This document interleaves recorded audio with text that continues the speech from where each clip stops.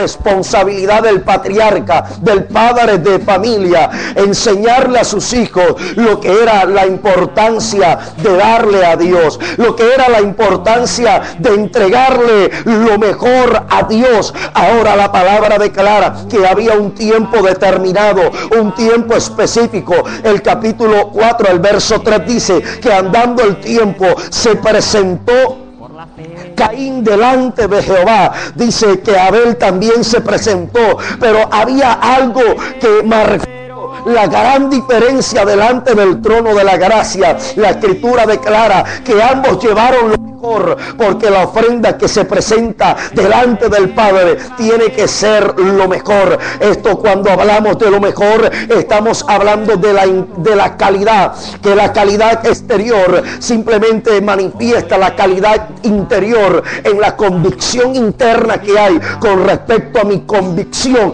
y a la idealización que tengo del Dios en el que estoy creyendo. Ahora, yo lo que idealizo y lo que convicciono interiormente lo exteriorizo, y lo que exteriorizo se convierte en una expresión, en una dádiva, en un obsequio, en una ofrenda hacia el Padre de la misericordia. La escritura declara que Caín llevó lo mejor de la tierra, el mejor producto de la tierra. Nunca hubo problema en lo que se estaba entregando materialmente, porque Caín dio lo mejor. Abel también dio lo mejor. Dice que de lo más bonito, de lo más hermoso de las ovejas, Abel presentó a Jehová. Y Caín también, él era agricultor, mientras su hermano menor era pastor de ovejas. Pero sabe, no era realmente que fuese un animal, no era realmente que fuese el producto de la tierra.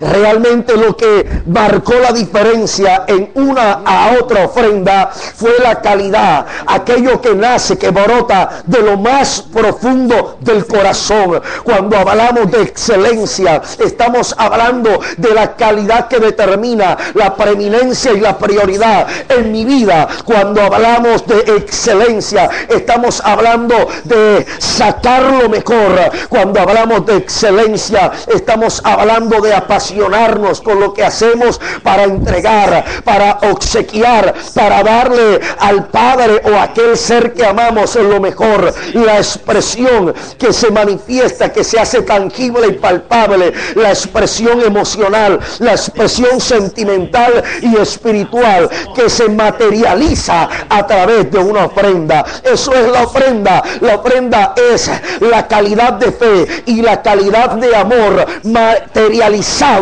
a través de un objeto que quiero entregar al reino, para ligar mi fe, para ligar mi corazón, para ligar mi espíritu al trono de la gracia. La palabra declara que miró Dios con agrado a Abel y a su ofrenda. Note claramente que Dios mira la ofrenda. Dios se interesa en mirar aquella ofrenda o aquella expresión material que le están entregando.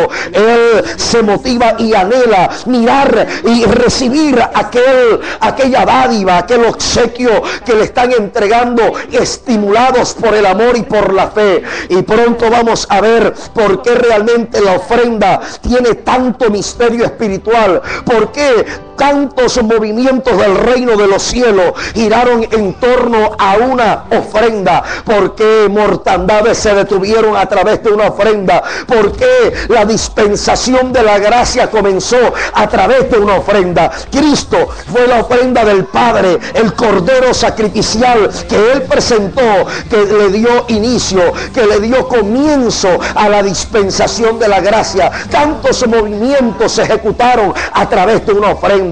Tantos movimientos tuvieron inicio, el comienzo, el génesis, a través de una ofrenda. Aún el sentido de la vida tiene inicio en el momento que la semilla, que es la esperma, es depositado en el óvulo fértil, fecundado de la mujer. En ese momento que la palabra semilla, la palabra semen es depositada, la esperma es depositada en el óvulo, entonces comienza el sentido sentido de la vida. Y cuando usted estudia del hebreo original el término semen, va a encontrar que es la misma terminología usada para la palabra semilla, porque el semen es la semilla de vida que Dios le colocó al hombre. Por eso es que usted ve que Dios declara en el libro de Génesis capítulo 1 que todo árbol daría fruto según su género, cuya semilla estaría dentro de él. De igual forma, cuando Dios crea en él, crea al hombre, cuando Dios piensa en el hombre, crea en el hombre la capacidad de la reproducción,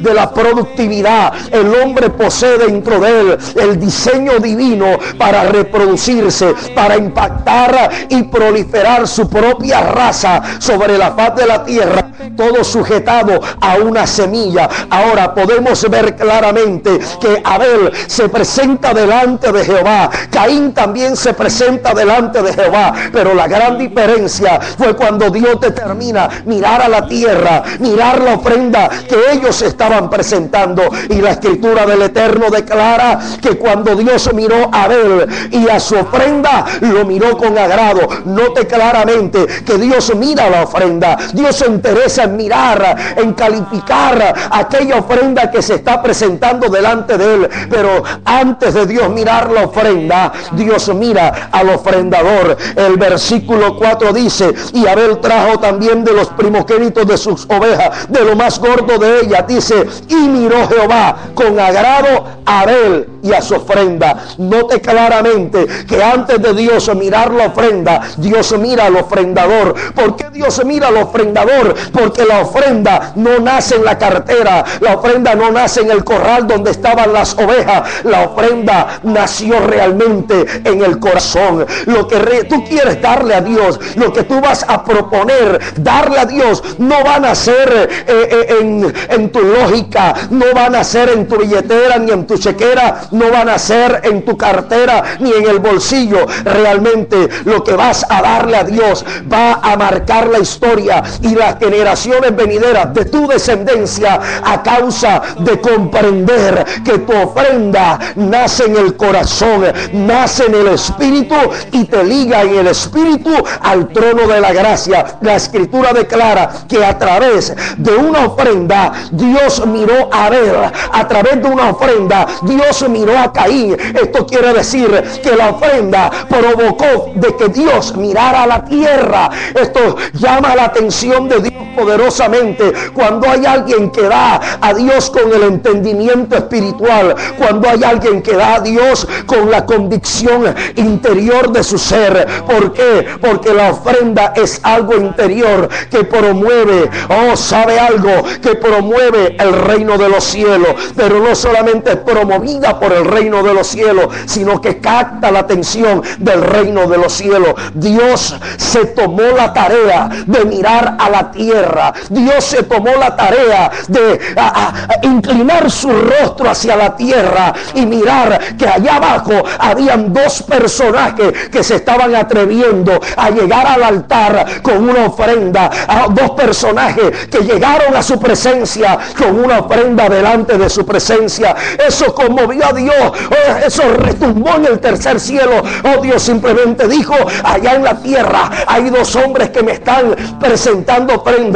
Yo quiero mirar qué es lo que está sucediendo, qué es lo que ellos están dando, qué es lo que ellos están trayendo. Y eso capturó, atrajo la atención del Padre. Sabes, en el mismo momento que tú determinas darle a Dios, en el mismo momento que propones en tu corazón darle a Dios, empiezas a llamar la atención de Jehová. Sabes, era responsabilidad del padre de familia para garantizar que mis generaciones, que mi descendencia se levante bajo la cultura de Dios. Yo tengo que enseñarlo, yo tengo que educar, yo tengo que culturizarlos en el principio de darle a Dios. Note claramente que Abraham le enseña a su hijo Isaac presentar ofrenda a Jehová. Por eso es que cuando Abraham le dice a Isaac: vamos a presentar ofrenda a Jehová en el monte Moriah,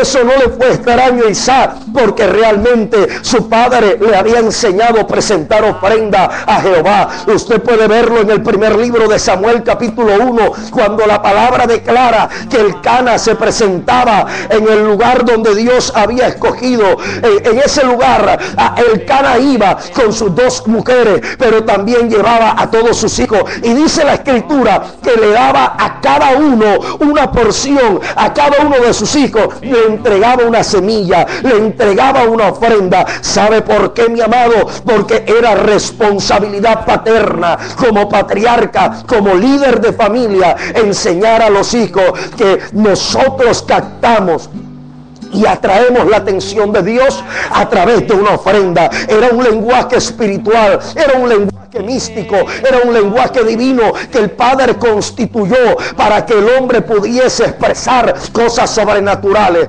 Ahora, el libro de Hebreos corrobora esta realidad divina. Por eso el escritor, bajo revelación divina, el libro de Hebreos capítulo 11, cuando habla acerca este capítulo de los héroes de la fe, hombres que marcaron la diferencia a través de la fe, hombres que marcaron la historia, que dejaron sus nombres escritos en la historia, ¿sabe? Lo hicieron a través de la fe. Pero lo que llama poderosamente la atención a mi vida es por qué un hombre que de pronto no hizo tan grandes hazañas en la vida cuando estuvo en esta tierra, un hombre que de pronto no abrió el mar en dos, un hombre que de pronto no multiplicó el alimento, ni hizo que Dios derramara lluvia en tiempos de sequía. ¿Por qué este hombre, que aparentemente en la historia fue insignificante, encabeza la lista de esta enorme galería de héroes de la fe? ¿Sabe por qué este hombre marca la historia? Porque este hombre deja su nombre escrito y que retumba en la eternidad, porque marcó la historia a través de la ofrenda. Note claramente que el versículo 4 del capítulo 11 del libro de Hebreos dice: por la fe Abel ofreció a Dios más excelente sacrificio que Caín. Ahora, note claramente algo muy importante. Número uno, la fe es estimulada por la ofrenda, es estimulada por la fe. La ofrenda es estimulada por la fe. Quiere decir que la ofrenda es aquella manifestación externa de mi calidad de fe. Note claramente lo que dice el versículo 4 del capítulo 11 del libro de Hebreos. Dice: por la fe Abel ofreció.